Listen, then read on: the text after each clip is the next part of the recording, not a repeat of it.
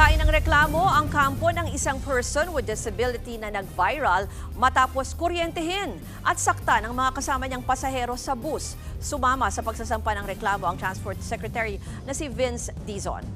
At live mula sa Makati na sa frontline ng balitang yan, si Gary De Leon. Gary, anong partikular na kaso yung isinampa laban dyan sa mga nanguryente daw dun sa may PWD?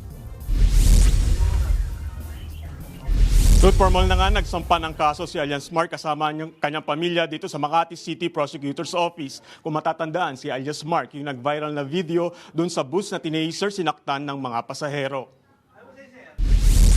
Kasong child abuse ang sinampa ng kampo ni Alias Mark laban sa driver at konduktor ng Precious Grace Transport. Damay rin ang 4 ibang mga pasahero ng bus. Pati yung gumamit ng taser at nag-video sa kanya na isa raw security guard. Nakilala raw ang mga ito sa tulong din ng social media. Nagbula ang kaso ng makunan at maging viral si Mark na sinasaktan ng mga pasahero ng bus ng PGT noong Hunyo. Nagwala at nangagat umano si Mark matapos mainis sa tunog ng cellphone ng isang pasahero. Mismo si Transportation Secretary Vince Dizon ang sumama sa pamilya niya Alias Mark sa pagsasampa ng kaso. Child abuse daw ang tamang kaso para sa mga nanakit kay Mark ayon sa legal counsel nito dahil ikinukonsidera ang kondisyon ni Mark bilang person with disability na may autistic spectrum disorder.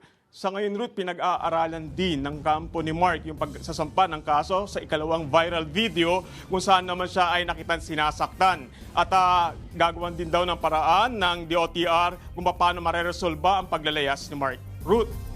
Yan po ang Express Report ni Gary De Leon.